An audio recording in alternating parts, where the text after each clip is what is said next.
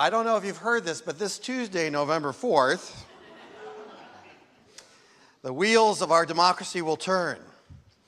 And it certainly seems like the wheels of our democracy are sorely in need of WD-40 or some tightening of the lug nuts. In my search for a specific quote that I wanted to use for this service, I found a whole bunch of quotes that frankly didn't bolster my hope. Here are a few that I found. The best argument against democracy is a 5-minute conversation with the average voter. Winston Churchill. Abraham Lincoln said, "I'm a firm believer in the people. If given the truth, they can depend upon to meet any national crisis. The great point is to bring them the real facts and beer." I looked it up. He really did say that. He also said, elections belong to the people. It's their decision. If they decide to turn their back on the fire and burn their behinds, then they will just have to sit on their blisters. I know, ow. And then the great sage John Stewart said, "If you have to remember one thing about the will of the people, it wasn't that long ago that we were swept away by the Macarena."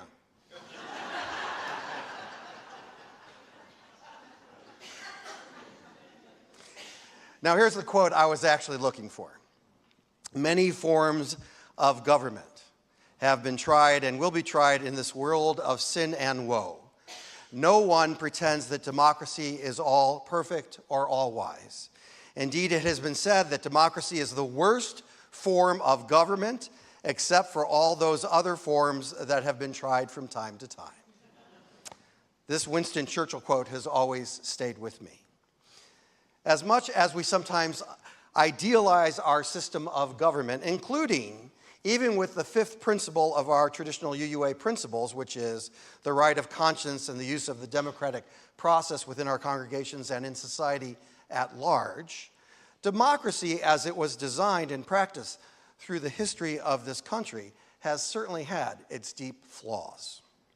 With every era and every generation of our American politics, the abuses of power, the scandals, the voter suppression, and so many other cracks in the idealism could certainly leave any scholar of American history needing that beer that Lincoln spoke of. The current attack on democracy is not new. It's just the latest and probably one of the most threatening we, and I mean we, have ever totally experienced in our lives. What is certainly true is that for, let's say, Native Americans, people of color, women, and other groups traditionally marginalized from our democratic process, the ideals and the practices have often been two entirely different things. My bachelor's degree is in political science. It is very challenging for me not to talk about the state of our republic on the Sundays that correspond with elections. And I have also had this growing sense that with all the elections I have taken for granted as an undeniable fact in America, and for all the snarky quotes about democracy, I am holding each election with more and more care.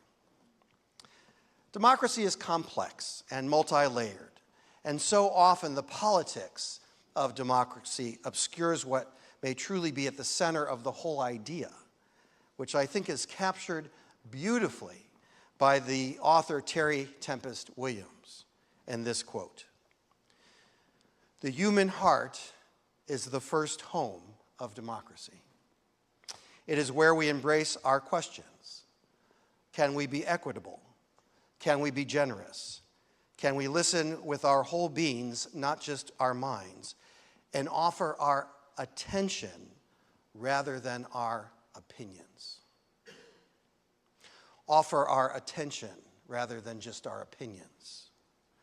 That line hits me like the line I will always remember from the Salt Lake City police chief who came to speak to my political science class in the freshman year of college, who less eloquently said, if you don't vote, don't complain. In this time of social media, and these days when so many of us are trying to figure out how to communicate and support our UU values in this world, what wonderful advice is to offer not just our opinion, but also our attention. I come from Evanston, Illinois. I loved growing up in Evanston. I think of it as this incredible place that, among other things, was the first city in our country to actually put an official reparations program into place. Friday, a friend of mine from high school, who lives just a few blocks from where my brother used to live, and my other brother, who now lives about a mile away, and 1 block from a middle school, reported that someone recorded a particularly violent ICE arrest and was told by this federal law enforcement official, quote, "You've got to stop that," he said. "Step back or I'll effing shoot you." I stepped back and then I continued to record, at which point he turned around and pointed a gun at me.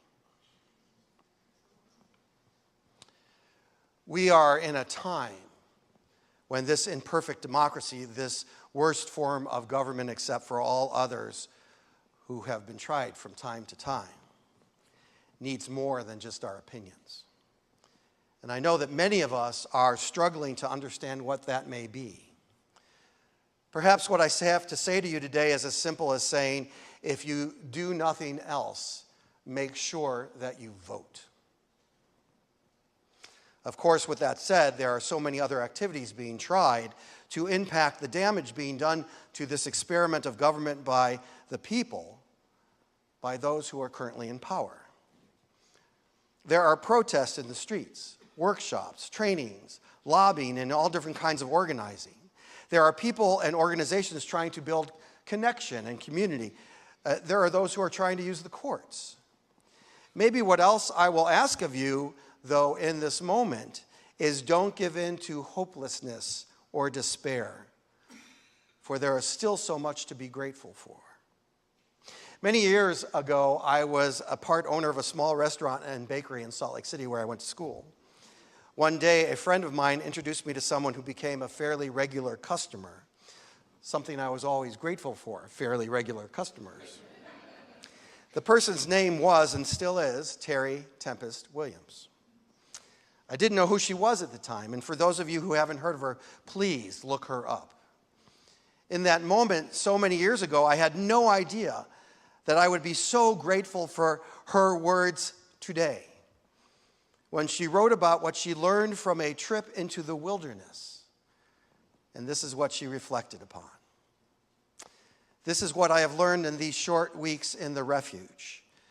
You cannot afford to make careless mistakes, like meditating in the presence of wolves, or topping your boots in the river, or losing a glove, or not securing your tent down properly. Death is a daily occurrence in the wild, not noticed, not respected, not mourned. In the Arctic, I've learned that ego is as useless as money. Choose one's travel companions well. Physical strength and prudence are necessary. Imagination and ingenuity are our finest traits. Expect anything. You can change your mind like the weather. Patience is more powerful than anger. Humor is more attractive than fear. Pay attention. Listen. We are most alive when we are discovering. Humility is the capacity to see. We are meant to live simply. We are meant to live joyfully.